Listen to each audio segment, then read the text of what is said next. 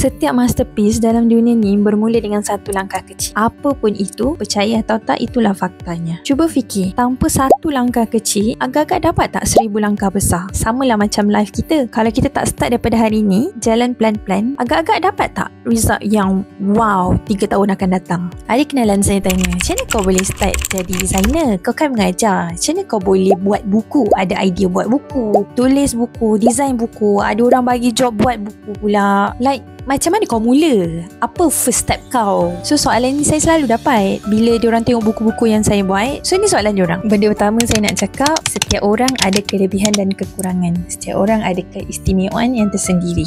Saya pun tak tahu yang saya ni boleh design buku. Saya pun tak tahu yang saya ada bakat designing. Saya follow je flow. Tapi yang pasti, sentiasa remind dalam kepala otak saya ni, kena sentiasa belajar. Belajar apa pun ilmu tu. Sebab kita tak tahu ilmu mana satu yang kita boleh guna dalam jangka masa panjang, ilmu mana satu yang kita boleh jadikan dia sebagai additional skills. Mungkin boleh jadi kerja yang kita tengah kerja sekarang bukanlah kerjaya yang kita boleh maintain dalam jangka masa yang lama. Awalnya saya tak tahu pun apa-apa pasal buku, pasal modul, pasal online courses. Tu semua saya tak tahu. Ni apa benda ni? Sebab kita jarang jumpa. Sebab sepanjang saya mengajar, tak pernah pula guna online courses dalam kelas, tak pernah pula guna gamification dalam kelas. Saya start nampak dan explore dan tahu pasal semua benda ni bila saya join STPM dan juga LBM. So program ni bawah Sam and Digilan. So saya dengan bangganya, saya merupakan salah seorang daripada student coach Muhammad Noor.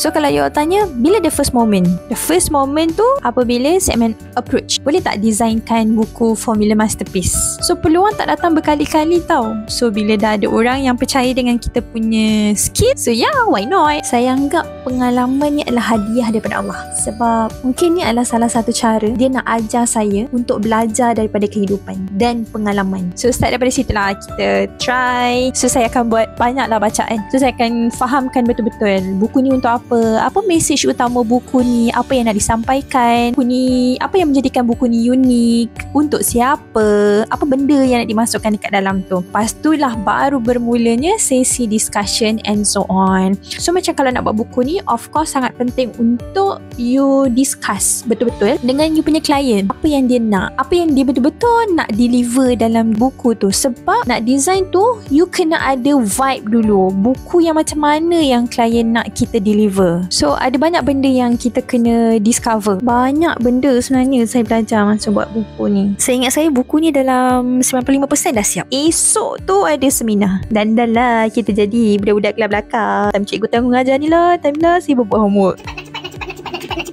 Ni adalah doodling gambar last minute untuk siapkan buku ni. Bukan tu je, dalam seminar ni pula dah kita ni kena buat video, kena record video pula tu, kena buat live pula. Nasib baik buat live partner. Inilah contoh kita orang buat live hari tu. Dah buat live apa lagi? Postmortem pula, postmortem buku. Inilah buku yang dah siap. Lepas postmortem buku, apa nak improve, apa nak kena buat itu ini, dah kita kena record video lagi. Okay, esoknya kita jadi trainer pula. So ni saya jadi trainer untuk bahagian design. So kena tunjuk lah macam mana, apa tips and trick kita nak masukkan apa-apa dekat dalam Canva. Ni part paling best sekali. Bukan mengajar je, bukan kita mendesign buku orang je, kena berlakon pula, menguras air mata ya. Yang seorang buat taik mata, yang seorang terkengkang-kengkang. Kok ia pun bagilah watak yang seronok-seronok sikit. Ini dibagi. Dah, habis dah. Okey dah, habis dah.